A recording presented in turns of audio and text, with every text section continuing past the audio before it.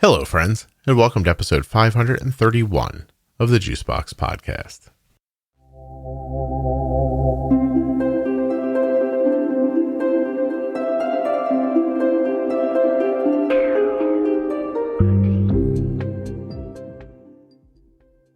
I'm incredibly proud of this podcast. I know that I tried my hardest to talk about every topic I can think of around diabetes, and I don't want to leave anything out. But when we get to those things that people don't like to talk about so much, the things that you kind of keep private, I put those in a series called After Dark. If you go to juiceboxpodcast.com and scroll down a little, you'll see a ton of After Dark episodes, and I think you should check them out. They're incredibly enlightening. Today's show is with Mike, and Mike has had type 1 diabetes for a very long time, as he will tell you in just a little bit. Mike also has a number of complications, and he is going to share with you his story and his complications today. I want you to be ready that this episode is honest, it's emotional, and it might make you upset. Mike felt very strongly about sharing this with all of you, and I was grateful and honored that he wanted to do it here. Please remember while you're listening that nothing you hear on the Juicebox Podcast should be considered advice, medical or otherwise. This episode of the Juicebox Podcast is brought to you by Touched by Type 1. They're an organization doing wonderful things for people living with type 1 diabetes. Find out more about them at touchedbytype1.org. You can also find them on Instagram and Facebook. I'm pretty pleased with how my voice sounds, so I'm going to do one more. This episode is also sponsored by Omnipod, and you may be eligible for a free 30-day trial of the Omnipod Dash. You can find out at omnipod.com/juicebox. By the way, there's no reason to wait for the next big thing, because Omnipod has the Omnipod Promise, and later in the episode, I'm going to tell you exactly what that is. My name's Mike. I live in San Diego. I've been type 1, over 45 years now. And yeah. How old are you, Mike? I just turned 55 today. Oh, oh, really? Congratulations. Yeah. That's excellent. Thank you. So I can now eat off the Denny's 55 plus menu. Things are really heading in your direction finally. You got to take the positives in this world with all the negatives. I didn't know our birthdays were so close to each other's. I know. Happy late birthday. My replacement service dog trainer, my replacement service dog, the trainer was here working, and we were pretty tied up, so I didn't get to wish you happy birthday. Happy belated birthday. Thank you very much, and happy birthday to you. We are 5 years apart and 2 days. That's pretty cool. Yeah. So, Mike, you were on a How We Eat episode for keto. 409? 496. 496. There you go. Some of the similar numbers. 496. And I would have to say months had gone by after that, after we recorded it maybe. And I got a really, I thought, passionate email from you saying that you needed to come back on the show and talk about complications. And your life in general. So yeah. I think that's very brave, and I appreciate you wanting to do that. Sure. I'm happy to do it. I'm happy to, explain to people. It's kind of emotional for me when I start talking about it, so bear with me. I brought tissues to this one. Do you not have tissues? I have short sleeves and the whole bottom of my shirt. I guess for people who didn't hear you on How We Eat, just give them a couple of minutes, about your diagnosis and how things were back then. Sure. So back in the 70s, when I was diagnosed, there was no meters, no good insulins. There was, I need to back up just a hair there for a quick second. So I was misdiagnosed by a general practitioner for over a year with an ulcer, because I had the symptoms of the doubling over stomach cramps. I guess that's when my body was attacking the beta cells or the pancreas, from my understanding. So he diagnosed me with an ulcer, and he diagnosed my mom with being so mentally hard on me just as a kid in general in life, that it stressed me out so much that caused me to have an ulcer, which was farthest from the truth. I had a great, loving mom, loving family. As the time progressed, I was obviously losing more and more weight. And they finally took me to the hospital because I was just skin and bones. They couldn't figure it out. Yeah. Wasn't a DKA at that point, but I was close. They said I probably had a few more months and I would have been in DKA at that point. And it was funny.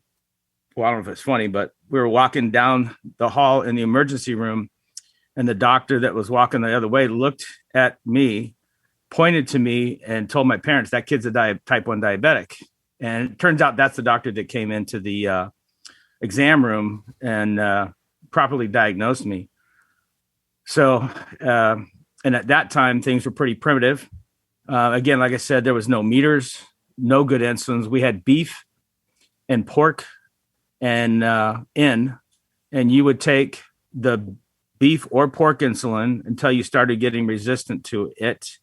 Then you would switch over to the either or beef or pork until you were resistant to that, and you kind of swap back and forth. If you got resistant to both of them, you're pretty much screwed at that point.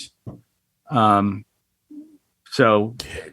and I was probably 500 the whole time I was a kid, because at that point they viewed it, if you weren't falling over, you were doing pretty good. Right. And you did 1 shot a day. You'd mix the insulin, and you had exchange rates at that time. Example, breakfast, 2 starches, a dairy, a fat, and then lunch, kind of the same thing, 2 or 3 starches, 4 proteins. And that's how they kind of managed it. So I was on 1 shot a day for till I was a teenager, and I went to a type 1 backpacking camp at the doctors there. Finally switched me over to 2 shots a day. And again, no meters, no way to really monitor how much insulin you need. But I can remember at that point when they switched me to 2 shots a day, how much better I felt. So maybe I came down from 500 to 400. I don't know. We'll never know. I wondered, do you know why somebody thought to introduce it? Was it just the new way to do it, and you were doing it the old way? Yeah, I think there was doctors at the camp. They were younger doctors. At the time, from my understanding now of, doctors and how they treated diabetics, they basically kept you from not dying. Mm-hmm. And they wouldn't adjust, but that was their goal, to keep you from dying immediately from a low, but not long-term from complications. There was no way to tell, but as a teenager, the doctors at that point saw it was pretty antiquated for 1 shot a day. So they broke it up. So at least you had some more regular to cover dinner, instead of just covering dinner with whatever basal might be left over from the inn. Right. Which I don't know if they really know what the peak on that was, whether it was 12 hours, 6 hours, 24 hours. I don't know. I've looked back in that. I can't find any good solid documentation that kind of gives the duration of that, like Lente now, or, a Trishibia that's 48 hours. I couldn't find any data on that. And at this point, it doesn't matter. That's over. Yeah, it's gone. So what part of the 70s were you diagnosed? Mid 70s, right around 76, 77. I remember the Freedom Train coming through. Wow. And it was like the summer before I was misdiagnosed, and then went through that school year, and the summer after when I was properly diagnosed. And like I said, I've seen pictures from our vacations. We went on family vacation. We were fortunate enough to go for a few weeks every summer. And again, it was just skin and bones, man. My shirt was just literally hanging off my skeleton. Right. And it was pretty sad. That's over 5 decades after someone figured out insulin. That was still the situation. There was really no way there was no home monitoring. I mean, I know hospitals at that time had glucometers, but they're the only ones that really had them. And the reason they had them was if somebody came in passed out, were you a drunk or were you a type 1 diabetic, passed out? And they needed this thing to figure that out. Yeah, they needed some way to quickly figure that out, so they weren't putting type 1 diabetics in the drunk tank and then them dying. Right. Wow. So you live a long time with a really high blood sugar. Correct. And I'm going to kind of break your life up into segments, I think. Sure. So in the moment, do you know what's happening, or is it just your life and there's no way to feel it? Or like, did you know you felt bad when you were on one shot a day? I didn't know at the time because I really had nothing to judge it with, because I was never in a lower range to feel like, for instance, 120 versus a 500, and your body kind of gets used to it. And then I also remember as a teenager in high school, originally I have nothing wrong with private schools, but it wasn't my, let's say, cup of tea. And I wanted to go back to the public school where all my friends were from growing up elementary school. So my mom agreed to let me go back to the public school, but I had to take up extracurricular activity. So I chose cross country and track. Perfect. Yeah. And I never had a low. I never passed out. So that validates all the doctors of today's that, yeah, you must have been 500 the whole time. Because we were running, 10, 15 miles a day. We got up to. And here's the wacky noodles part of this. My mom read in a runner's magazine that you should carbohydrate load the day before a race. Oh. So she'd make me, not knowing this was a problem at the time, again, loving mother, she'd make me a whole box of mac and cheese that I would eat for dinner the night before, a whole box of pasta. So I was carb loading without covering for insulin because there was no knowledge of covering it for insulin. Right. On top of all that, how did you run? Like, I guess you really... So for people listening who are managing in today's world, the idea that you could be 500 and living for days and days and days, or 400 or whatever, like that high like that, yeah, is probably confusing to them. It's inconceivable. Right. But really, in that moment, and for those years, your body's in an advanced state of aging, basically. Correct. You're using up your life cycles faster than you should be. Correct. And your body had a way of making itself feel normal enough that you could function. Correct. The other thing, the doctor that diagnosed me when I was a kid, which I found out later in life, that he told my mom that exercise equated to insulin. And anywhere I wanted to go, like my friend's house that was several miles away, an arcade, when I asked her, hey, can you run me over here? Well, ever since my diagnosis, she conveniently could never take me anywhere. She made me ride my bike, which that probably at that time was one of the best things for me. So, which helped me in cross country and track. And I still hold the record for the 100 at Christian Junior High to this day. So I was in top shape. I was just riding everywhere. So go figure. We talk about that now with some of the therapists they see with, sports therapy and stuff. And it's just, I think that her conveniently, but making me go ride for that exercises insulin thing was probably extended at that time a lot of things. Yeah. Bought you more time because she was driving your blood sugar down a little bit with the exercise and with all the running and everything. Which would take you right back to prior to insulin, when they started figuring out what was happening. They would just starve people and move them around. That's how they would. That's how they try to elongate your life. If you had type 1 before insulin, don't eat anything, and then just keep active. And you were really just doing those things to stay alive. And so you were getting some function from that. Correct. What happens next? You go away to college? No, I went to automotive trade school at that time. Mm-hmm. So first part of my life, I was a ASC certified auto mechanic. And again, just, whatever insulin single dose they gave me on the day and at night, I was just taking and eating any and everything. And there was no thought process behind it because there was still no monitoring, Right. I think I believe there was a meter at that time, but it took like 2 or 5 minutes to read. And what do you do with the information? Yeah. At that point, if I'm remembering correctly from our other conversation, is this the point in your life where you get fairly unhealthy in other ways? Yeah. Okay. Can you tell people about that? Yeah. So moved to Florida, with a girlfriend and her family.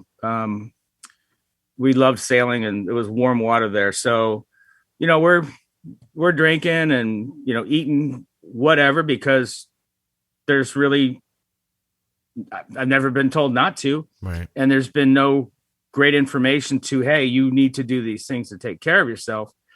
So the doctor I saw at that time, because I knew I needed insulin. Insulin was life. You could buy syringes over the counter. So I was basically seeing him for the prescription for insulin. And, I was really overweight. I'm 5'11". I was like 245-ish, 250 overweight. And he finally one day going in to get my prescription, said that you really need to do better in your life. And I'm like, okay, like, get a desk job or something. I like working on cars. Yeah. So he said, no, diabetes wise. He said, I'm going to send you to see this person who I'm still lifelong friends with today. See this person. And if I get back good information from this person that you will start taking care of yourself, I will keep prescribing you insulin. We'll check in the hospital. If I get bad information from this person, no doctor in South Florida will see you. I will ban you from seeing any doctor in South Florida through the medical profession, or however he worded it at that time. So I'm thinking, insulin life, and no insulin, not life. I'll do what this next guy is going to get to tell me whatever he wants. Yeah. So, so I went and saw the person. It was at diabetes treatment centers they had at the hospitals at that time. And she scared the bejeevers out of me. If you want to put any other explicit word in there, you could go ahead and do that and bleep it out. So I got checked in the hospital at that point. They checked you in for like 7 days to regulate you, quote unquote. I'm doing air quotes, as you can see, regulate you as best they can, and got my first meter. And I took it serious. I was on multiple injections at that time, MDI. Insulin pumps were considered experimental. Mm-hmm. So after that week in the hospital, I continued to strive. I, hung out at the diabetes treatment center, the support groups, got at that time in the community, which made me feel really good about things. Started eating healthier. And the next thing was I needed to lose weight. And he said, you got to start doing some exercise. And I was working for an Acura dealership at the time. And the parts manager raced amateur bicycles. And he invited me to come out and cycle with him, to try to help some lose weight. And so I bought my first bike that month, rode a little over 1,000 miles and lost like 45 pounds plus that first month. So, jeez. I'm an all or nothing guy. In case anybody that I don't just dabble in anything. Well, let me ask you a couple of questions. So you basically are living in your. Well, tell me how old you were when you met this second doctor. I was in my early 20s. Okay, so early 20s is you're young. You're a mechanic. You're living, you're sailing, you're screwing around with your girlfriend and eating whatever you want and drinking. You said drinking. I'm assuming you meant beer and stuff like that. Yeah. So just beer. Yeah, just beer. At that point. Was it a rapid weight gain for you? Or no, had the weight it been gain happening through high school? weight gain was when I was in high school running cross country and track, I was, just a rail. And I got in a really bad car crash. I was in the back seat of a little Honda Civic, I think it was. And we had these mountains out here. And one of the cool things is to do, which is really not cool, is to go on the mountain, turn your lights out, and scare the crap out of everybody in the car, and try to anticipate the curve you made. So this girl was driving, and she wasn't a good driver, but I'm in the back seat. I should have said something, but I didn't, because I'm with my friend trying to protect her. We grew up as neighbor kids, and we went off the mountain, airborne into a tree, and luckily the tree branches, as we landed about mid-tree. I went back and looked at it afterwards, and it was probably, the tree was taller than not a two-story, but a one-story house. So, but between that, so we landed in that. The impact lifted me up, and of course, no seatbelts at the time. So I broke both my ankles, shattered my shoulder as the car fell down. It was pretty gentle fall through the limbs until we hit the ground. It was in front of somebody's house. Do you think so? We hobbled in there and help. Mike, is it possible that Steven Spielberg has stolen a portion of your life story for Jurassic Park and you're owed money? Because I didn't even think of that. But anyways, after I healed, I went out, did 6 miles with the, because at that point the guys team was running 10 to 15, and I was trying to get back into it. I did 6 mile loop, and I hurt so bad I never ran after that again. And it was from that progression through my early 20s that I started gaining the weight, because I was just, right. I could eat a whole extra large deep dish pizza in a setting myself. So when we'd go to pizzas, we'd get 3 or 4 pizzas with the family. Jeez. Well, okay. So take me into that room in your 20s. What does that doctor who scares you, what do they say to you? Well, basically the doctor or the diabetes treatment center? The treatment center. I'm sorry. Oh, so she, we'll cut to the quick. Her first statement was, "You got a girlfriend?" "Yeah." "You like having sex?" "Yeah."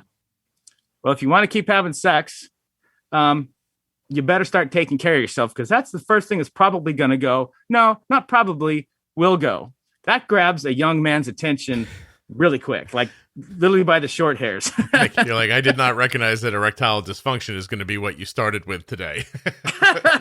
No, man, she just flat out, and it was just, I think I turned 50 shades of white. Right. Because it was just like, oh my God. Yeah, no, no, what? Yeah. No. Well, let's fix this quickly. Yeah, that was, when can we check me into the hospital? Well, we have to have the doctor's note first. Can we call him now? Yeah, my ankles are fine. Can I go for a walk? So she hit you with that as a side effect of unregulated blood sugars. Correct. Okay. And she said at that point, it had no age limit. It was just, it could happen to you tomorrow, or, the better care you take of yourself, let's just say it could never happen. But at your rate, it will. In that moment, 5 seconds before that, did you think of yourself as a person with unregulated blood sugars? No, not at all. Matter of fact, you could go through the drive-thrus there. I won't say the name of the place, but you could get, and I got the fried shrimp platter with 2 Coors Lights to go through the drive-thru window. On your way to the diabetes treatment center? Yeah. So I got fried shrimp, French fries, a couple of beers. I didn't drink them while I was driving, but I drank them in the parking lot. And that wasn't a goodbye to health, because you didn't think that's what was happening. This is just a common way you would have eaten. Yeah. Not on a work day, but yeah. I have a question. I'm going to jump ahead for half a second, because I know you now. Yeah. We're not, I don't know you well, but I know you. And yeah, we communicate. Yeah, right. You don't seem like that person. Was it youth? Was it the high blood sugars? That was just how I lived. It's just how you lived. It's just how things occurred to you, and that's what you did. Yeah, because we'd take the sailboat out for the weekend. Couple of 12 packs of beers. Maybe after work we'd take the sailboat out or the motorboat, and beer was always involved. You go out for a pizza, have a couple beers. I will preface this: I never drank and drive drunk. A couple of 3 beers was about it. But when we be out on the water, we get pretty sloshed. But sailboat only goes so fast. So you got to find your excitement somewhere else. Okay, all right. So she hits you with ED. Anything else? That was the opening and closing statement. That's all it needed. She started. She's like, "There's other stuff." You're like, "No, I'm good. I'm going to do it." So they. We're good. Do you want to hear about the heart disease? Nope, don't care. I'm not going to make it that far. Didn't know there was heart disease involved at that point. Learned that later. So they check you in, and they get you. Basically, it's a blood sugar detox, I guess, for the lack of a better term. Did they teach you about food? What happens in that time? So they didn't really teach you about foods. They were still using the exchange rate at that point. Mm-hmm. So a starch is a slice of bread. It's mashed potatoes that's about the size the palm of your hand, a dinner roll, and you kind of went on that. And so I diligently, again, as I say, I'm all or nothing if I know better. So I went into it with eyes wide open and really focused on doing the best I could. Had a meter, so I was test before breakfast, lunch, and dinner. So, that's what the doctor told me to do. That's what I did. Do you remember any of those early blood sugar tests? Yeah, in the high 100s, low 200s was not uncommon and was praised. You're doing great. Yeah. And then, like I said, I didn't do the 2-hour test. I wasn't told to. So I was told I was doing good. I was now in control. I do not remember my A1Cs at the time, but they're not what I've got now. They were probably, under 12, maybe 11. I can't remember, but right at that time, whatever the ADA recommendation was, I was considered compliant. Okay. And so how long does this phase of your life with blood sugars last? Well, so because I was riding, exercising, and I was no Lance Armstrong or, Tour de France qualifier, but I held my own. And there was a group there that was out of the Mike Cyclery bicycle store. It just happened to be, and they called themselves the Mike's group, and it wasn't for me.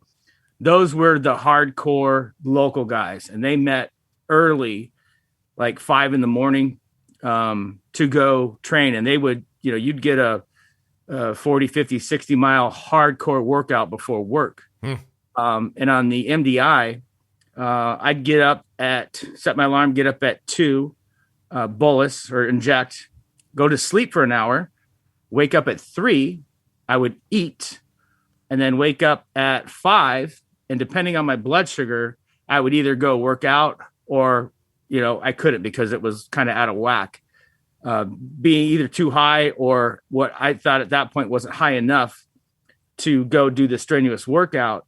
And by default of doing the same thing 7 days a week, every morning, I was able to get my breakfast dialed in so I could do those workouts. And this is where I progressed to, I wanted to get an insulin pump because I was taking so many injections throughout the day, because I'd do the hard workout before work. I'd ride my bike to work. I'd go ride, an hour at lunch hard.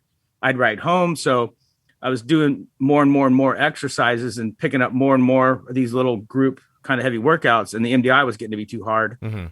So I wanted to get on an insulin pump.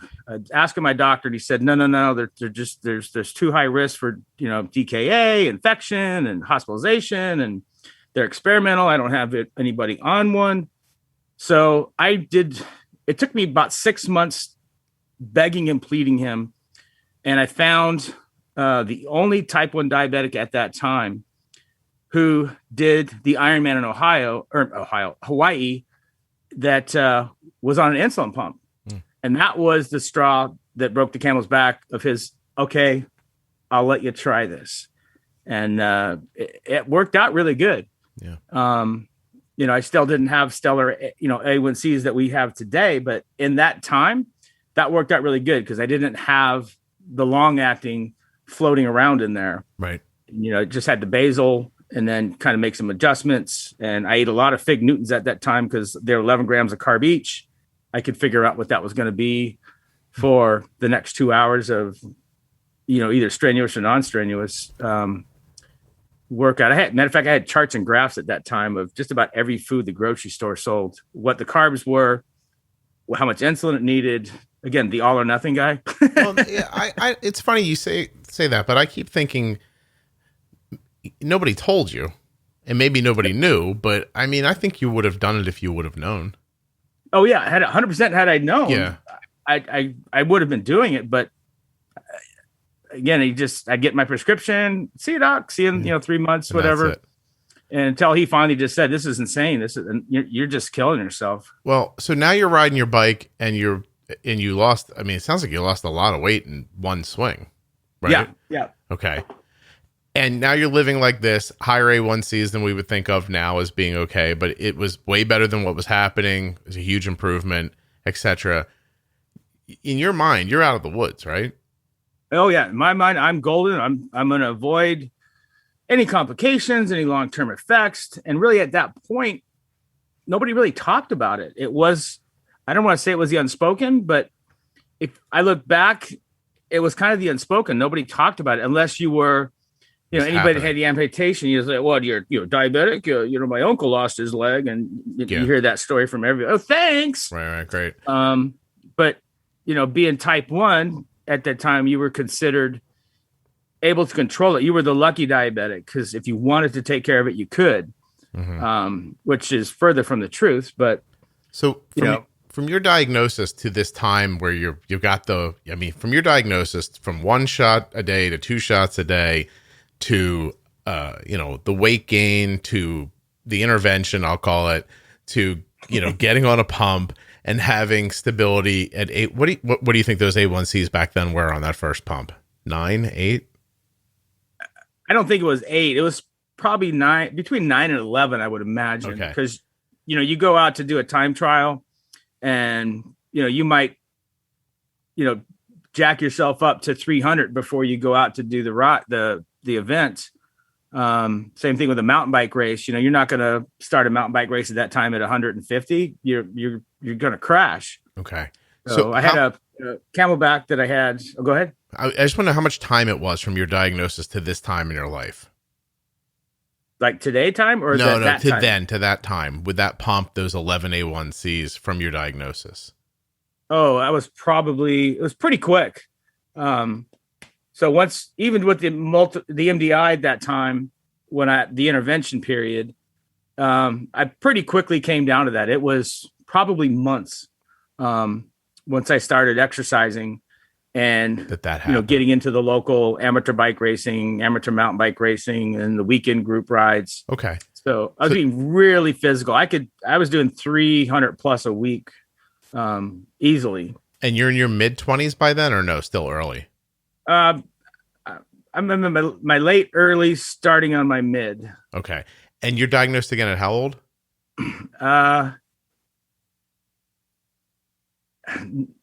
It's like 8 or 9, or between 9 and 10. Okay. So fair to say about 15 years of your life is spent at least over an 11 A1C and going this whole process that you just described. Yes. Right. Now, from that point I'm sorry, I feel like the bad guy in this story for some reason, but from that point until your first complication, how long is it, and what is that first one? So my first noticeable complication, and I've been a type 1 diabetic test monkey for new drugs and apparatuses for 25, 30 years. And this has to be I'm trying to think of numbers here. I'm not You're just fine. spacing, but so this is before my trophy wife. Now, after I moved back to, so this is around there,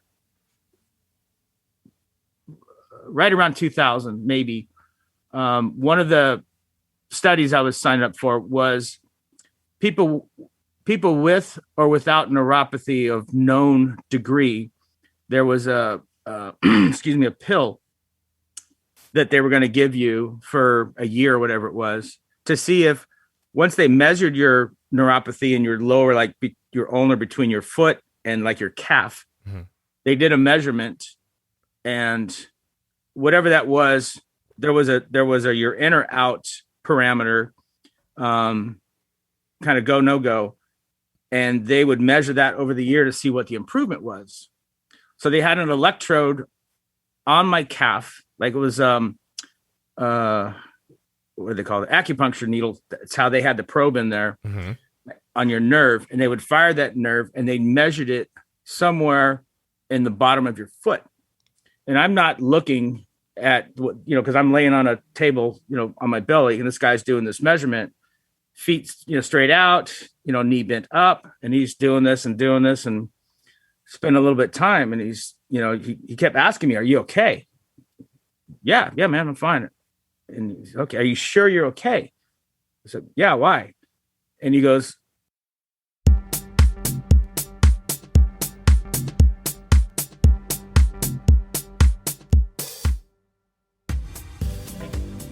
When you use my links for the sponsors, you're helping the podcast, and I appreciate when you listen to the ads. So earlier I mentioned you may be eligible for a free 30-day trial of the Omnipod Dash. That's a tubeless insulin pump.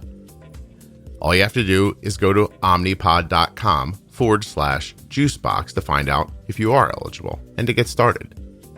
But if you're sitting there right now thinking, "That's okay, Scott, I'm going to wait for the next big thing from Omnipod, and then I'm going to get going." Well, here's the thing about that. You don't need to. Because of the Omnipod promise, you can upgrade to Omnipod's latest technologies for no additional cost as soon as they're available to you and covered by insurance. Now, terms and conditions apply, but you can find out more about that as well at omnipod.com/juicebox. So if you're excited to get started with tubeless insulin pumping with the Omnipod, you don't have to wait. Here are some of the things you're going to get out of this. You can bathe or swim with an Omnipod on. So that means no disconnecting for those activities, which means no high blood sugars later from not having your insulin. You could also wear an Omnipod while you're playing soccer, lacrosse, going for a run, a bike ride, making dinner, running through the house, yelling, "It's raining, close the windows." I'm just saying, you won't get tubing cut on like door handles and drawers and things like that, because Omnipod doesn't have tubing. So if you've been waiting, there's no need to wait. And if you're using MDI right now and thinking, "I would like that, Scott, I'd like to be able to set a temp basal increase when I'm having pizza or an extended bolus, or I don't want to give myself 6 injections at a big meal because I'm like, I'm going to have a little more. I give myself a little more insulin." Just push a button and boom, here it comes right through your Omnipod.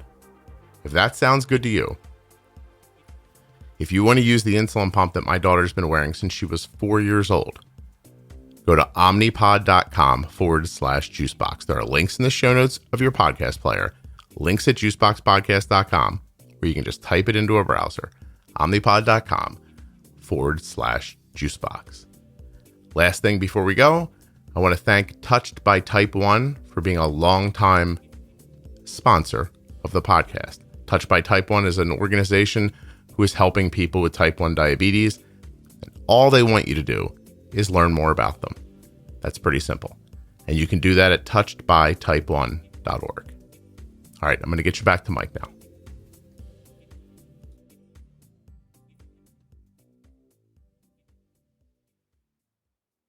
he kept asking me, "Are you okay?" I've got this thing cranked up and I cannot get a response.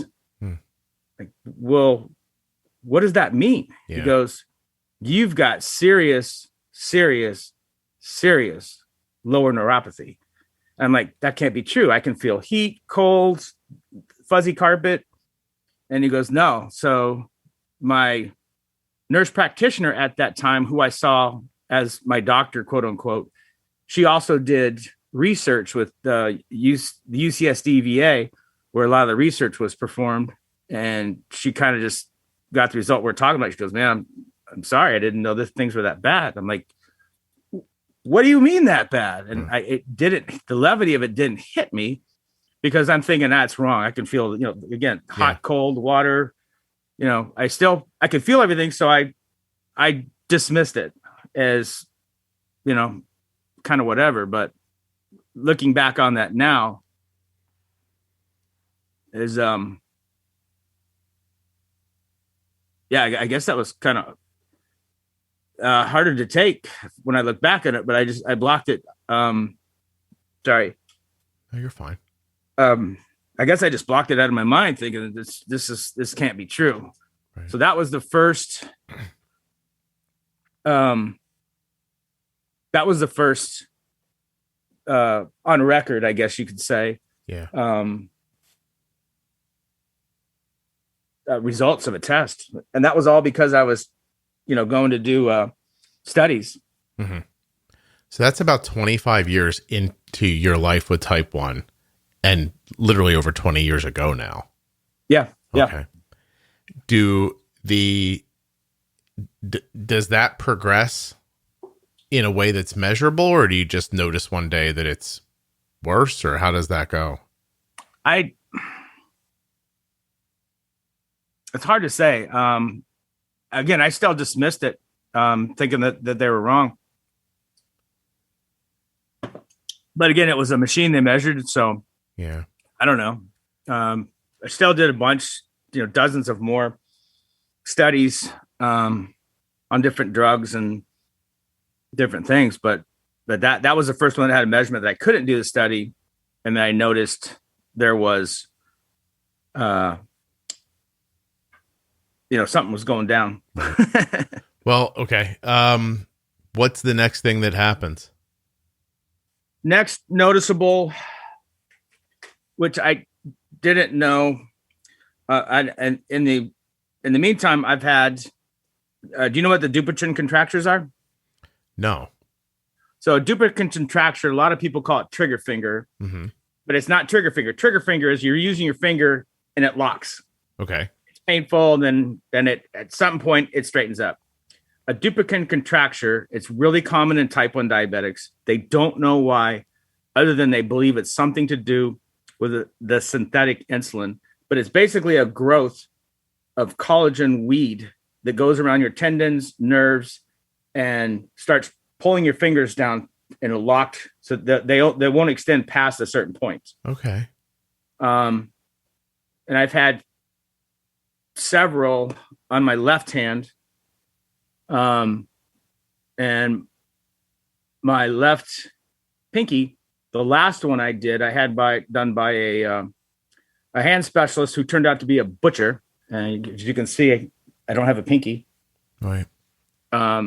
He did the repair, cut the nerve, didn't write it in hand therapy, and the nerve repair popped and my finger got stuck at an angle like that, and it would get caught in places. Wow. And for the record, for those of you who can't see me, it was bent over more than halfway toward my palm, but it would flex to my palm, but it wouldn't flex past. So as I'm working on a car or something, you squeeze it in somewhere and your finger can't pull out. Oh my gosh. So now you got to get a screwdriver or something in there, hack the crap out of your finger trying to get it bent down to your palm and pull out. So that's why they ended up amputating that one so they took 2/3 off. So I got the nub. So you have 2/3 of your left hand pinky is gone. Correct. Right. Okay. Wow. There it is. Yeah, no, I know. I just want to make sure people understand. Yeah. I believe that's the distal phalange, I think they call it. No, I don't know. But it's one of those phalanges I can only count to 4 1/3 on my left hand. But if you hold up both of your fingers, you can get to 8 1/2. Yeah. Yes. Because I recently lost my other one, but one of the things, the complications I felt next after the feet, the finger, is I started getting really bad frozen shoulder on my right side to start with. Mm-hmm. So you'd throw a Frisbee or something and it'd be like, just be that thing at different times. Is there anything they can do for that? When it gets so bad, they can inject steroids, but you know what steroids does to a type 1. Yeah. So they can go in there when it gets to a point you can't move it and clean it out. I went to the shoulder doctor and he said, also my right bicep, the neuropathy, whatever you want to call it, it crystallizes the muscles, tendons, and nerves. Mm-hmm. So when that happens and you move your arm out real quick, that rips, and that ripping of that crystallization is just painful. Wow. That's a problem. And I'm trying to think of the progression of the other complications. So I work with my hands. I'm no longer a auto mechanic, but I'm a piano and instrument repair technician. So I'm still working with my hands. Mm-hmm. And it was several years ago. As I'm working with my hands, my fingers would just lock up in these contorted positions. And at any given time, and I would drop the tool I'm working with. I'd ask my hand therapist, or not hand therapist, my hand doctor specialist, what's causing it? Do I have arthritis? And he says, no, you don't have arthritis. Why is they locking up? He said, I have no idea why they're locking up. But that would get worse and worse and worse. And then recently diagnosed as severe neuropathy. Yeah. When did the brain fog come? Oh gosh. So the brain fog. So here's what most of my type 1 buddies my age, we call it diabetic dropout. You're talking and you forget where you were talking about or the word mm-hmm. or whatever. And that was that was happened over the years, but that was also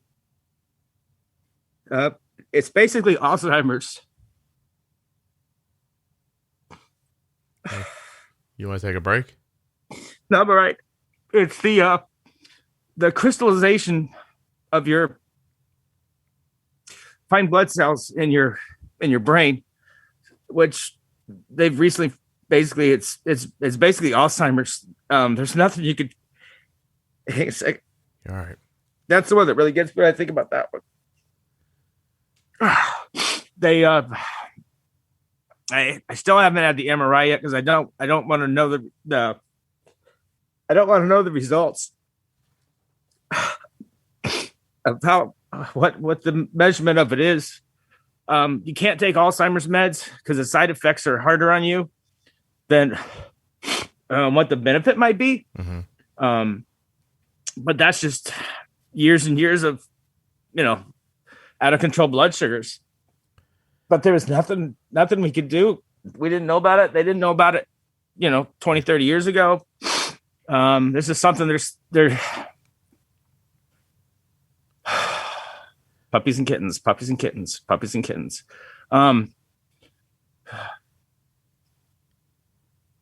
Can I ask you why you wanted to do this? Yeah. I hear it so often from people who were newly diagnosed in the past few years. If there was ever a time to be diagnosed, now is the time. Sorry, both my sleeves are all wet. We should have went with a long sleeve shirt, but it's too hot out. But yeah, so and what really tied this all together is I used to say, it's a pretty good time to be diagnosed with diabetes. I volunteered at a lot of kids' ski camps that I can't do anymore because of my neuropathy. Mm-hmm. But just letting people know that it's a pretty good time. Now, back forward a little bit. As you know, I started listening to you when COVID hit. And I first off employed Bump and Nudge. And I got down to the low 6, high 5s, just with that regular diet. I was figuring out stuff. And then that's when I decided to go keto, not because of the Juicebox method, but it just seemed like something to do, easier to do. I love barbecue. And then when we did our first recording back in October, I was at, I believe it was 5'7". Since then, I've been rocking a solid 5'5". Wow. And then that's when it tied in to myself and why I wanted to do this. So the parents of kids nowadays, to give them some relief that once you learn how to use insulin, and I will say, until I listen to your podcast, your gift to the world, whatever you want to call it, I never really knew how to use insulin. Mm-hmm. If you really want to take it, because the doctors are, oh yeah, you're 7, you're 8, don't 8.5. You know, it's just, right. That's still not healthy. That's long-term, no good. But by keeping good A1Cs and keeping in the low 5s, even at a low 6, my heart of hearts, my belief, and talking with my neurologists, you're going to avoid all that. You're not going to have this stuff happening to you. You know, when you think about your sandblaster, you know, vision, that just hits home, and feeling the salt, the sugar crystals. It's like, duh. But I really wanted to give some comfort to these new parents. And I see it all the time on the Facebook group, you know, diagnosed, 4 months ago, A1C was 5.7. You know, it's like, you can get it. You can grasp it. You can live a life without complications. And there's no doctor in the world that'll tell you that. And that's what's bullshit. Right. Sorry, that just... No, you're fine. Please. You're kidding me. You can say whatever you want. But it took a non-diabetic and a non-doctor to figure this out and share this with the world. To, you can do this without the complications. If you do the ADA's recommendations, 7 to 8s, you're going to have something happen to you, man. Yeah. And as of now, I'm 55 years old. I'm having to go out on disability because I can't work. Do my shoulders, my hands. So I had to have my right hand, my right pinky amputated a few months back. They had fixed that Dupuytren several times, and within a year, it kept coming back. Mm-hmm. The blood supply on the outer finger was compromised, so there was just no way to do another surgery. Right. It wouldn't live. So now I'm double nubbed. But in that hand therapy, so you do a grip test, and I've always been in the 95s, and that's an average male, between 90, 95, 100. Mm-hmm. And this last grip test I did, which proves my point, I can't even open a Gatorade bottle. It was 20. Wow. How quickly did that drop off happen? It happened over the last couple of years. It started getting really bad, but it was just a progression from all the years gone by. Mm-hmm. They did a upper and lower neuropathy test where they do the same thing with the acupuncture needle, and they start at your hip, and they go down. It's on this little speaker. I don't know the name of the procedure, but it's as they're working their way down. When the nerves are firing, you hear this noise on the speaker, and the closer they got to my knee, the quieter it got. Once they got below my knee, it was dead silent. Right. We used to walk miles and miles and hike. I can do about 2 miles maybe on a walk. I walk with a walking stick now, and that's on hard pavement. We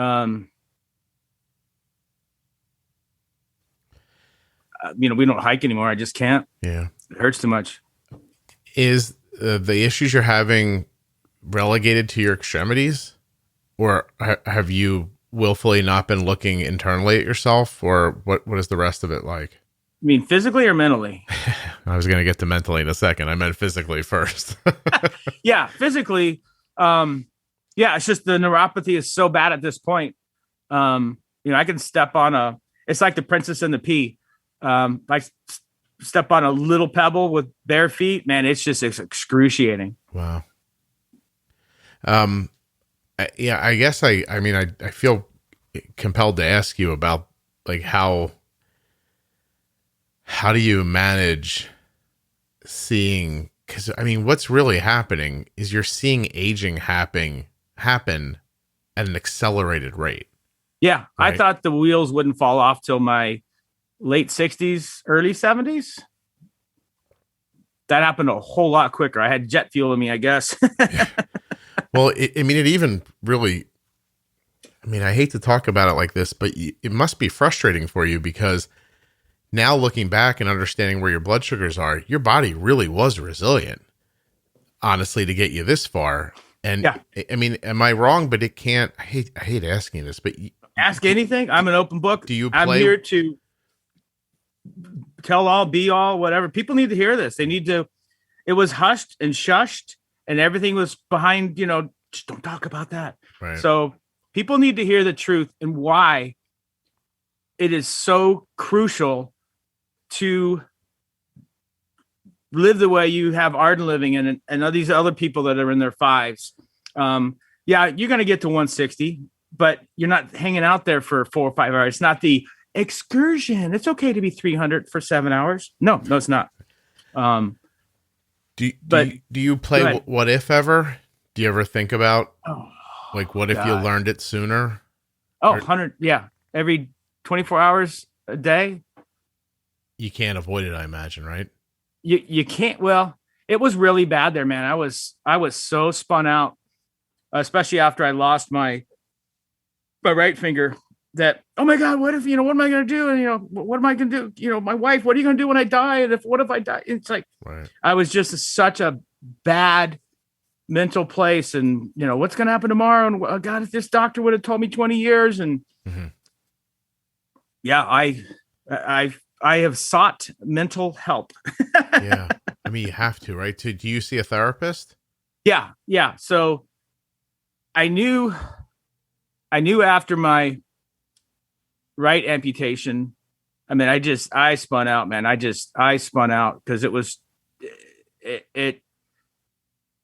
it threw me off the cliff, and I got so spun out of, what next? Right. If I'm this way now, what's tomorrow? What's next year going to bring? Yeah.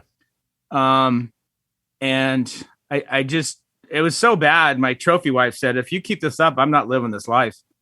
That's not what I signed up for. I was always known as it's all good, man. Rule number 1, rule number 2, see rule number 1. And I was in a dark, really dark valley that the moon wasn't even shining in. So your wife didn't have any trouble with your health issues. She had trouble with how you were facing them. Correct. Yeah. Okay. Correct. Yeah. And even when you're dating, so I wasn't quite 40 yet when we started dating. And, you're diabetic and you think you're 40, who's going to want you? And so I met her. We kind of, from the first date we went on, we haven't been separated other than a business trip or something like that. We've never really fought until I don't want to say we fought recently. Really recently is when she said, I can't, this is not what I signed up for. And this is the funny thing. She has a really close relative who is a nurse, who is type 1, who had 911 called on her dozens of times. And knowing that, and she got with me as a diabetic, I'm thinking, what? But, we fell in love, and she's like, it doesn't matter. Things are going to happen. And thank God I haven't had to have 911 called on me.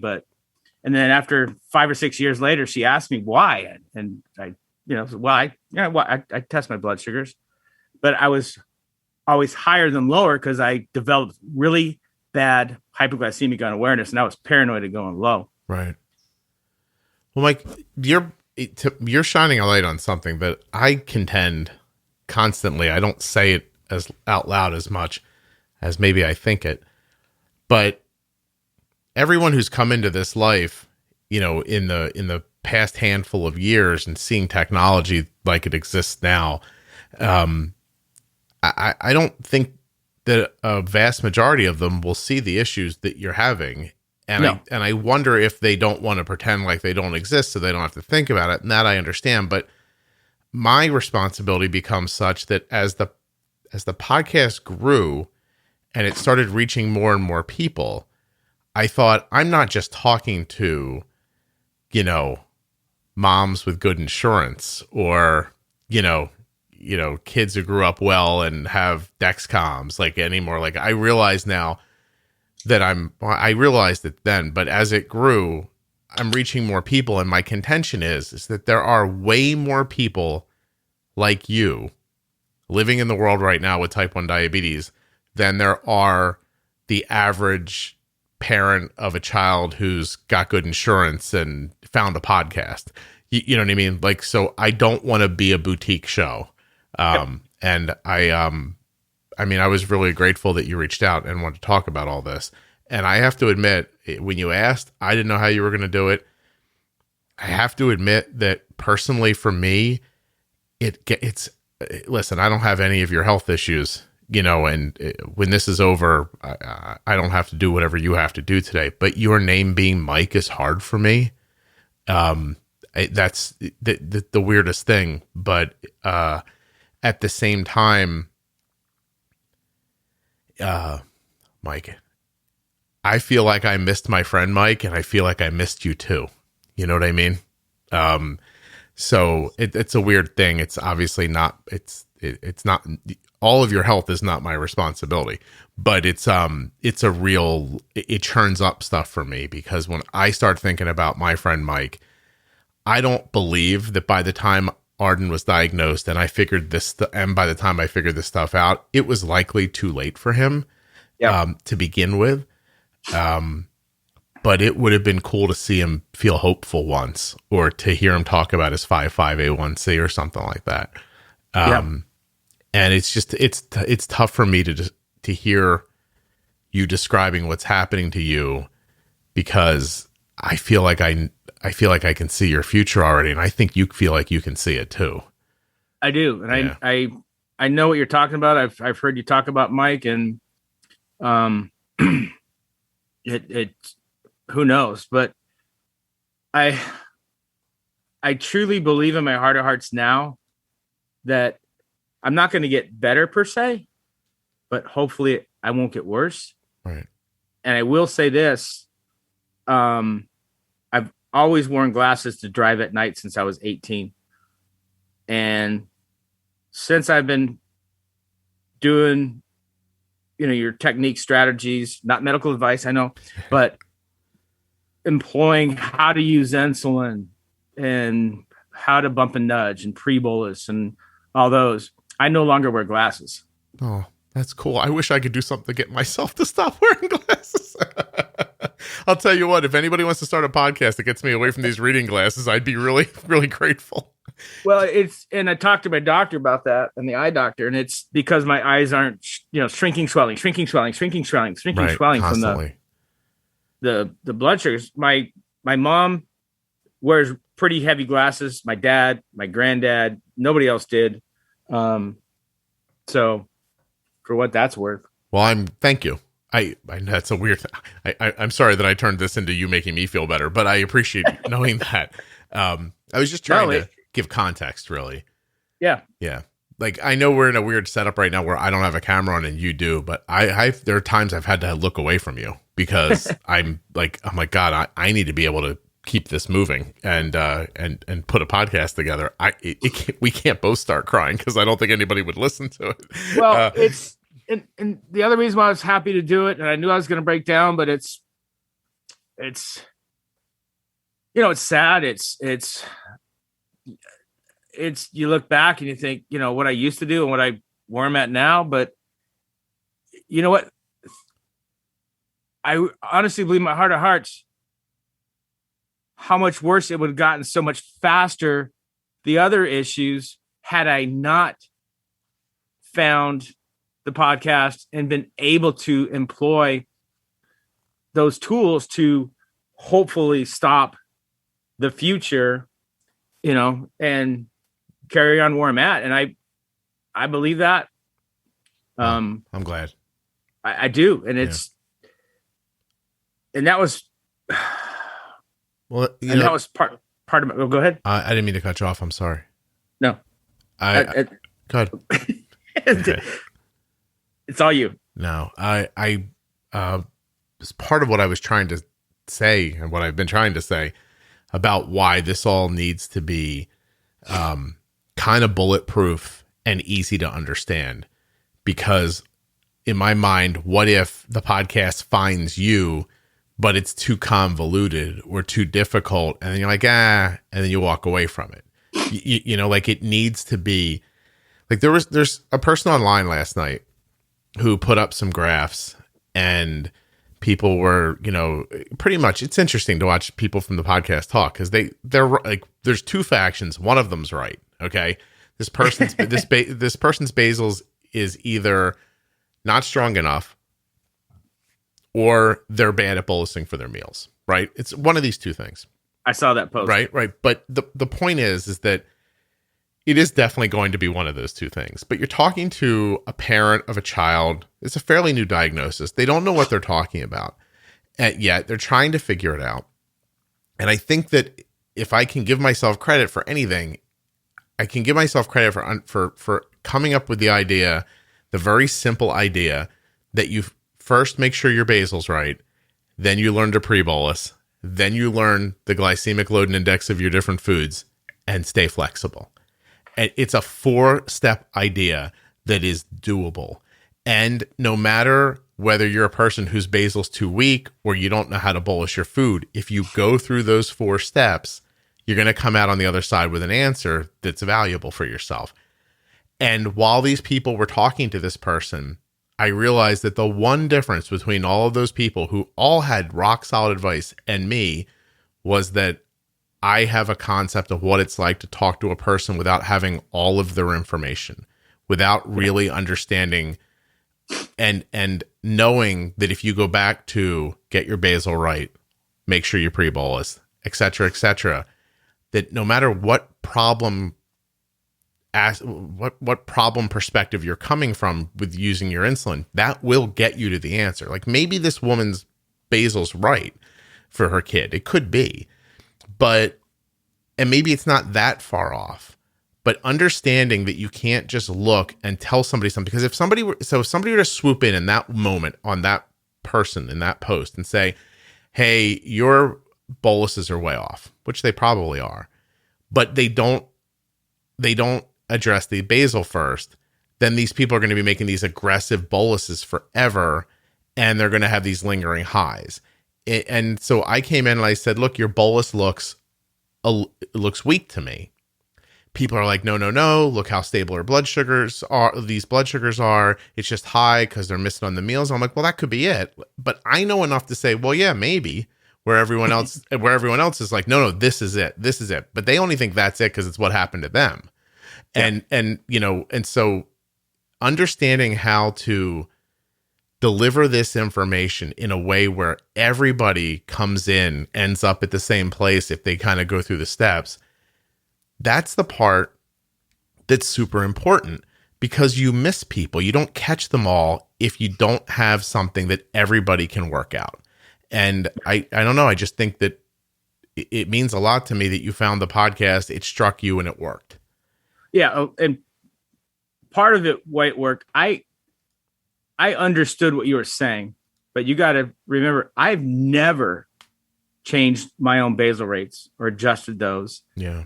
I've obviously fluctuated my boluses from what I'm eating, and it was always never enough. And then the 2 or 3 hours later, you're covering for 250, 275, 300. And that was just the way of life.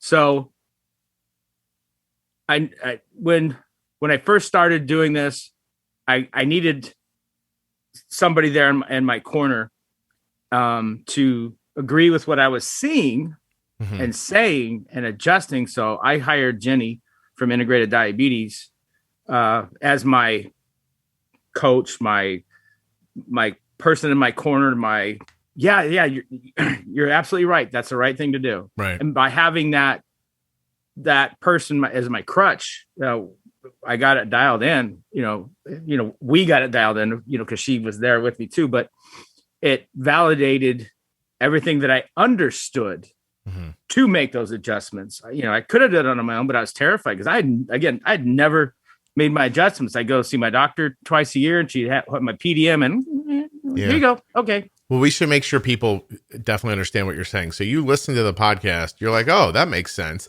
Now, how do I pull this trigger on this? That's a really difficult thing to do, whether you're a person who's been living with diabetes for decades or a person who's only had it for a few weeks.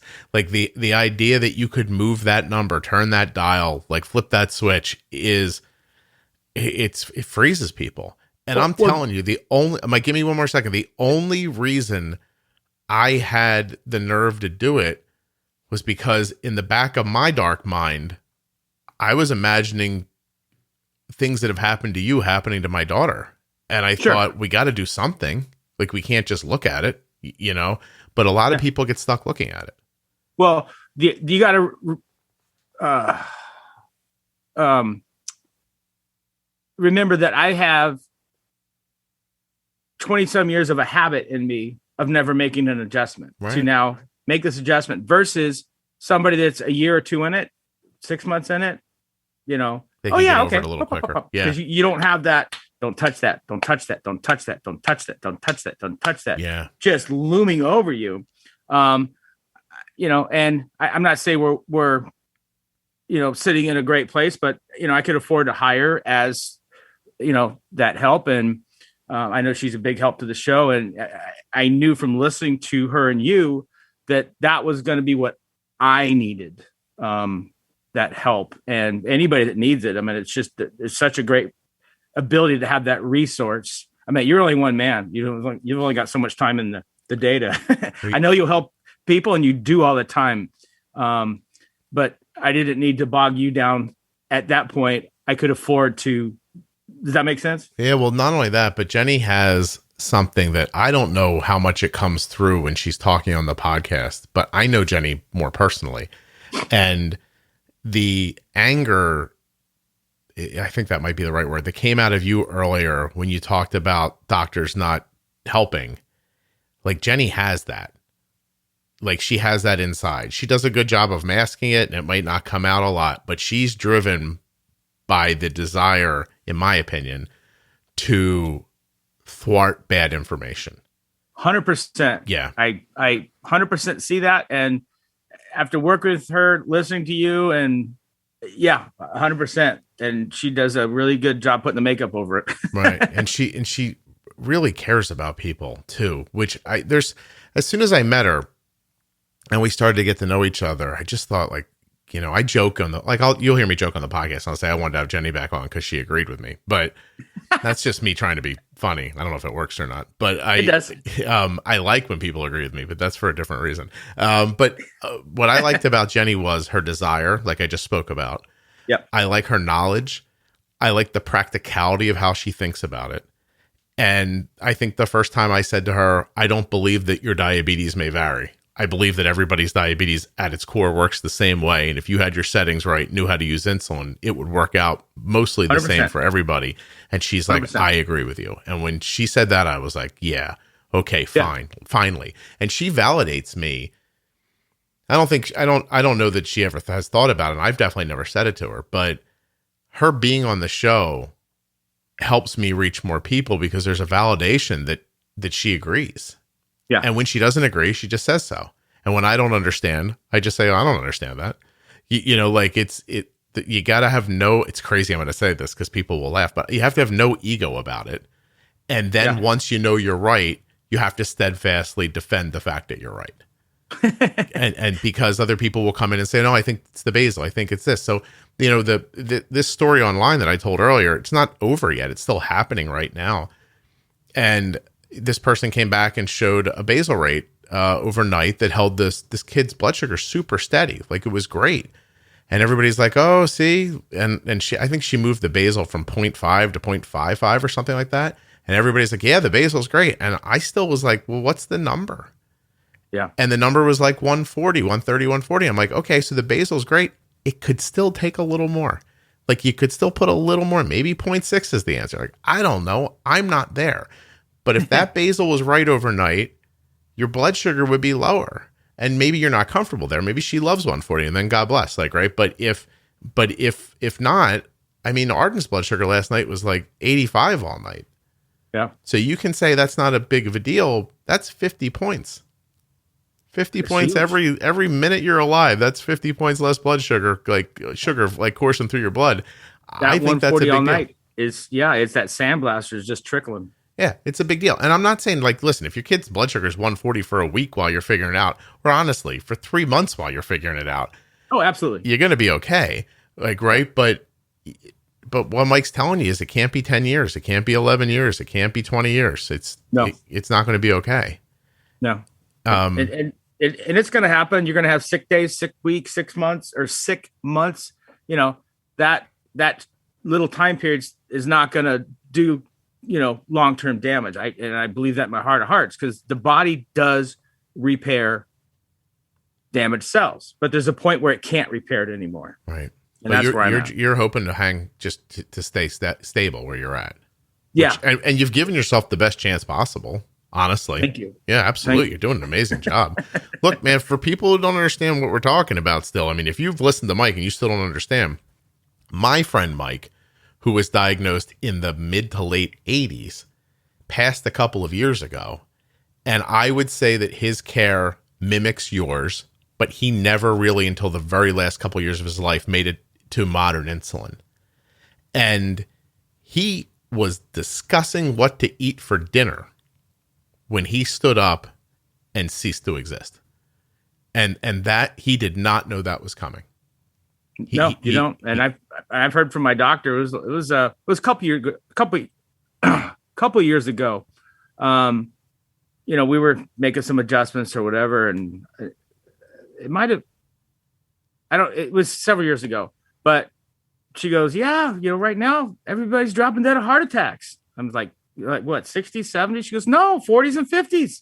All these long-term type ones that were just, doing their habit, doing their thing. So and I want to preface for everybody that's listening, by doing right now, you're going to avoid that later. Yeah. It is very likely not going to be the outcome for most people 45 years from now. And I want to stress to these teenagers out there that you think you're invincible. You're not. If you're in college and you go to the mess hall and you come out of that with a 300 for 4, 5, 6 hours and think it's funny, it's not. Yeah. You're gonna more than likely have problems. And I know the teenage years are tough. I know they're tough. I know the early 20s are tough. You think you're that warrior, brave, you're invincible. You can be. Take care of yourself. If I can't get anything across, you got to do that in those years. Because I know when mom and dad's taking care of you, but when you go off to teenage and you want to not be on insulin for a while because you're tired of being a diabetic, trust me, I know what it's like. Been there, done that, got the shirt, hat, sticker, but you just can't do that. Yeah. And if I can get any message across, you can't do that. Do what's right. You're gonna be fine. Anecdotally, I've spoken to enough people now where I have to agree with what you're saying, because you're diagnosed when you're younger. And if you're lucky, you have parents who are on top of it, right? If you're not lucky, I feel like I've talked to almost every version of a person who's out there, right? And by the way, every time I say that, someone sends me an email and I was like, I bet you haven't heard this story before. And I'm like, ooh, I haven't. Say you're diagnosed when you're young and you get me and I'm your dad. And so you're okay. And then you get to college and you let it go. And a night turns into, and this isn't me making it up. These are the stories people tell on the podcast. A night turns into a week turns into a year turns into grad school. The next thing you know, you're 27 years old and some girl or guy is telling you, listen, I want to have kids one day. Are you sure you can do that? And then you go, oh, no. Geez, you're right. And then you whip it back into shape. And these are the stories people tell. But in that time, you lose 18, 19, 20, 21, 22, 23, 24. I don't know what your blood sugars were during there. You don't know either. Yep. And as much as it sucks, you don't know what's going to happen. And what's going to happen from that isn't going to happen until you're in your 40s, maybe, and if something doesn't luckily snap you back into it, which is what I hear from most people, it's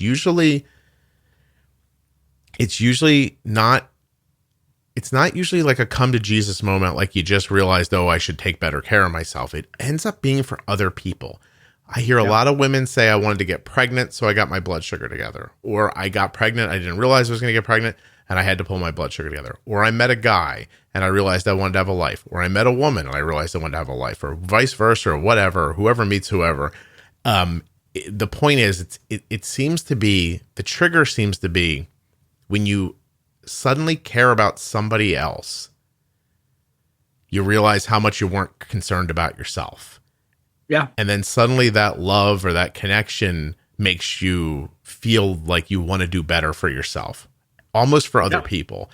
Yeah. If 50 people haven't said that to me in the last 3 years, I'm lying. Like, you know what I mean? Like, it's been that many. But circle back to the pregnancy thing. When a diabetic wants to get pregnant, the doctors make them get their A1Cs below 6.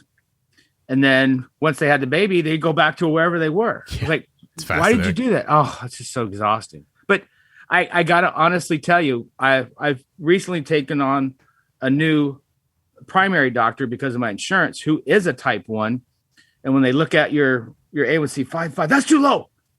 Why is it too low? Well, I told him I'm doing the Juicebox. Well, that's too stressful. Why is it stressful? Well, aren't you being stressed? I'm like, honestly, Scott, I think so much less about diabetes every day than I did before I started doing the method, because you'd eat lunch 2 hours, 3 hours later, 275. Gosh, son of a. So now you're fighting that, trying to get that down to what should be a good number. Yeah. But my high alarm is at 120. And I told the doctor that, and he goes, you need to raise that. I'm like, why? Because it's too stressful. I go, why is it stressful? I'm pre-bolusing. Look at my graph. If I'm off a little bit, because, stress, happiness, sadness, a car pulled out in front of you, adrenaline, all those things happen every day in life. So that same turkey sandwich is going to be a little different day to day because of those factors. If I hit 120 and Dexcom, if you're listening, I love you, but please put a delta in there. So I got to go to SugarMate at 120, look at the delta. If it's +4, I'll give a couple of tenths a unit. Mm-hmm. If it's 120 +0, I'll watch it. And it usually goes right back down. Jake's coming on next week from Dexcom, and he's going to please beg him to put a delta. I think he's going to tell me what the new apps look like. So I'm hoping that that's something. If not, I'll have to bring it up again. But please do. Yeah, Number I would one, imagine delta. They have to realize. And for anybody listening who doesn't understand, Mike's talking about rate of change. Like, he wants to know if his blood sugar's like not just an arrow like diagonal up. He really wants to know it changed, 4 points since the last reading or something like that. It's really helpful information. I look at that religion. It could be 120 -3. I'm definitely not going to do nothing. Mm-hmm. But even if the Dexcom says it's a straight arrow, it's a good reference. Yeah. But I want to see that delta to know, do I need to be aggressive? Right. Like, instead of 0.2, 0.4 of a unit? Yeah. No, I completely agree. It's incredibly important. If I was making an app, it would have it on there for sure. Yeah, don't go high, you won't go low. Maybe there'll be a Juicebox Podcast app one day. You can just You imagine. Jeez. I start getting into the app game. You're like, Scott's branching out. I'd use it. Well, I mean, I do want to ask if there's anything else you want to talk about before we start to wrap up. I don't want to leave you without having said the things you wanted to say, but. Well, I said pretty much everything I wanted to say. If anybody wants to talk, I'm open. I'm in the Facebook group. I'm an open book. I don't hide anything from anybody. I talk about. I'm a therapist. I'm not mentally, and people think you're seeing a therapist. You're mentally saying, no, I needed help to try to figure this out. Yeah. I didn't have the tools, so it's not shameful. And I talk about that to anybody because and I've had a couple of my friends say, hey, I really appreciate you talking about that. You know what? I need to see somebody because of this, that, the other. Yeah. So if I talk about it and they see that, well, what normal is normal, they can equate to that. So I'm a big advocate of that. Re-education to keep up with the times, the new technologies. I heard you talk about, why you don't write a book, why you don't write a quick notes, because things are fluid, things change. The technology changes. You need to re-educate yourself with what's new. Don't rely on your doctor. Do your research, look at these drug companies, go online on forum, on the Facebook group, and what's new, what's the newest and latest and greatest. I got a buddy in Arizona who I've recently met. I'm not going to say his name just for his privacy, but because I don't know if he'd want me to talk about him, but he's on regular and NPH, MDI. It's like, there's way better insulins. Really? I mean, he just didn't know because he didn't know who to talk to, reach out. He and I connected through another friend. We text every day. And he's doing better. I'm so proud of him. Tucson chef, you hear me saying this, man, my heart goes out to you. I'm so proud of how hard you're working on this and you're getting them. Sorry, man. I didn't think I was going to break down for that one. It just fills my heart with joy that he's getting the help he needs and he's finding these tools, which it's so sad because so many people are just diagnosed from the doctor that graduated in 1986, and that's a technology they know. Get a new doctor. Ask what's the latest from your new doctor. Don't take their word that this old insulin is great. Just go to Walmart and do that $25 vial insulin. Re-educate. I can't hammer that enough. And after finding the podcast, as I said, I didn't know how insulin worked. Nobody ever taught me. I never asked anybody because my doctor's got it. So why would you ask? And without the re-education and these better insulins we have, I can't push that enough. And you don't want to be the lobster in the pot, man, where you're just like, this is all right. It's fine. Everything's good. This feels nice, actually. Yeah, nice. I like not worrying about it. And then, it just, I mean, the way I usually say it on the podcast, right, is you don't want to look back one day and see that you're doing something the way people used to do it. No. Yeah. And part of my therapy, my therapist, I just want to put this out there. I was so focused on yesterday and what happened 20 years ago and so worried about what's going to happen in 10 years. The best thing that broke through to me, and I think anybody can relate to this, is you got to be in the now. You got to be in the present. Throw away yesterday. Focus on today and have some concern about tomorrow. But tomorrow, that's when you be in the present, not president. Mm-hmm. And to help you set yourself up, and here's the easiest tool that anybody can use. Wake up in the morning, get your coffee, and focus just on 3 things you're grateful for that day. And what I do, for instance, I teach barbecue, and I got a barbecue store I work with. I volunteer there. I work for product, which I was unaware of this. But when my first dog, I had to retire because had to have his kidney removed. And she knew I didn't have the dog there to look out for me. She looked out for me. We were at one barbecue competition one time, and I was overheating. So I slept in the motor, or, kind of, went in the motorhome. I took a shower, and I came out, and she says, "Where'd you go?" I go, "What do you mean?" She goes, "You need to tell me if you're going to be out of sight. I got you. I'm watching you." So one of my days of being grateful, I thought about that. So I physically called that person. This is something I do. And I explained to her about my three things I'm grateful for that day. And if it's a particular person, a friend, I want them to know that I'm thinking about them that day, and focus on three things. So since I've been doing that, and that buddy of mine in Tucson, he and I will text our three for the day just to kind of, see how we're doing and checking in. And there's several days that I've been practicing this. What am I grateful today? I'm in the present. There's some days I can't think of three. I just feel such gratitude that it's just, I can't focus on three. And that has helped me huge. And that I got directly from my therapist as an easy tool to work on. It is so effective. Be in now. Don't worry about 20 years from now, because the asteroid could hit tomorrow and we could all be gone. Right. Yeah. Worry is a waste of imagination. That's for sure. It is. Really, but I got so spun up in that. I couldn't pull myself out. Yeah. No, I understand. It happens to people. I don't generally worry a lot, but 2 days ago I woke up and I was literally worried about the thing I went to sleep worried about. And it's just like, it felt like it just started over again.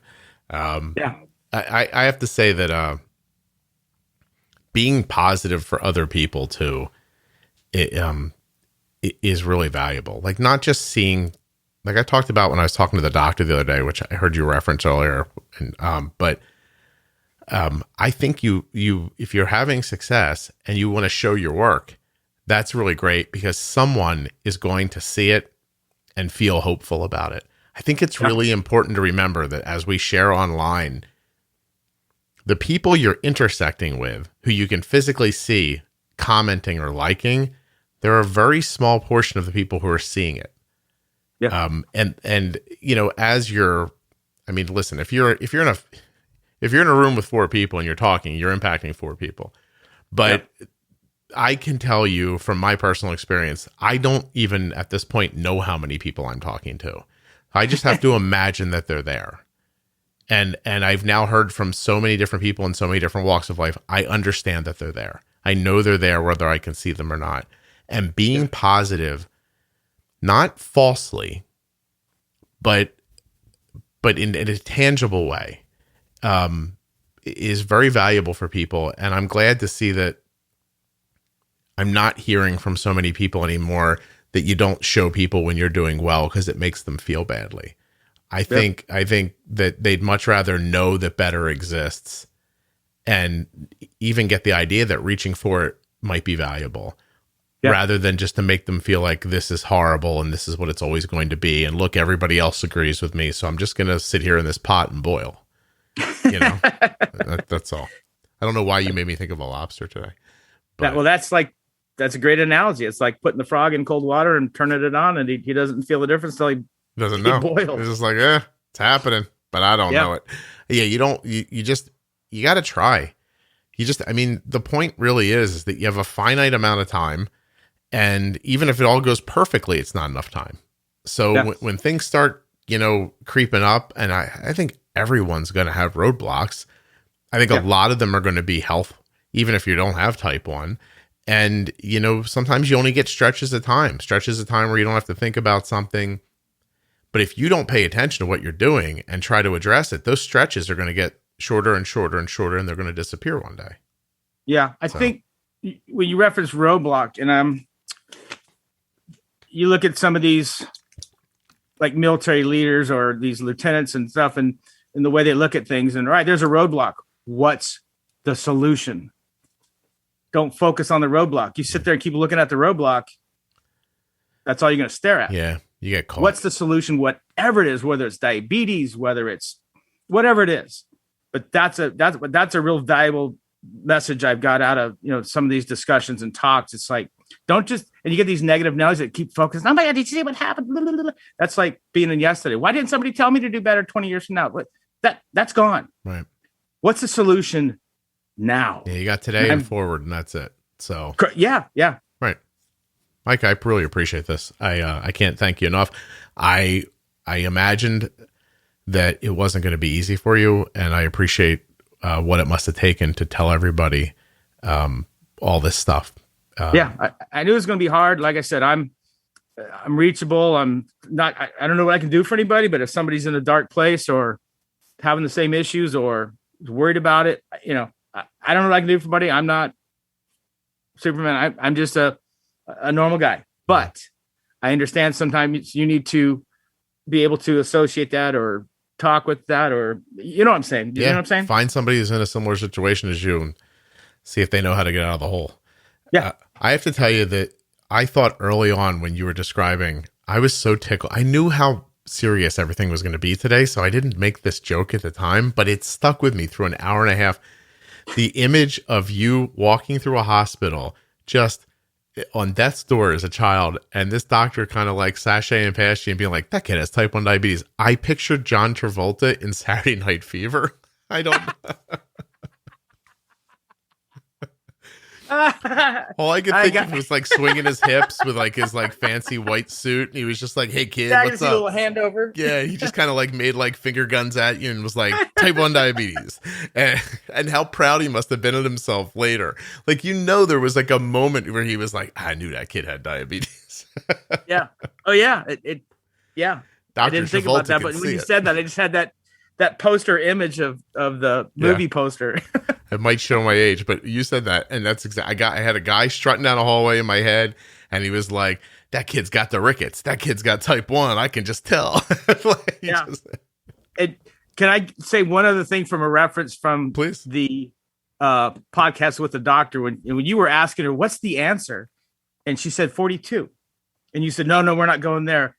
That was a reference from The Hitchhiker's Guide to the Universe. Oh, no kidding. I don't know that one. You got to watch that movie. Okay. She got to pass me. Because as soon as she said that, I was like, oh, that was what a timely reference. I wish I would have known that. You see, my level of understanding is just 37 from Clerks, which is not appropriate for here. So, but does turn out to be, like I said to her, when you ask people for a random number between 1 and 100, more frequently than not, people will say 37 for some reason. Yeah. So anyway, all right, Mike, I really appreciate you doing this. I'm going to think about this a lot. And I hope everybody else does too. Yeah. Thanks for having me on. I'm like I said, I'm happy to spread the story that for people now, do your due diligence. It's not doom and gloom. Yeah. Well, I'll tell you what, when this goes up, I will put a post on the private Facebook group that announces this episode, and I will tag you in it so people can find you. Sure. All right. And you got to do the John Travolta, the Saturday Night Live movie poster as the picture. Oh, for the episode? I have to do that. Yeah. All right. Damn it. I will. All right, man. Thanks so much. Hold on one second. God, thank you. Yep. I really appreciate you and all you're doing. And thank you, man. It really is my pleasure. I mean, stuff like this makes this, not that it's hard to do to begin with, but if it was, this makes it much easier. You said something earlier that, I don't think I'll ever forget. And I know I've said it a number of times, but when somebody who has type 1 references that I don't have it, but in a positive way, like I can't believe somebody who doesn't have type 1 was able to talk to me about this. I mean, I'm very touched by that. It's the only real word I have. It means a lot to me that I don't come off as false to you. No. So thank you very much. Thank you, Scott.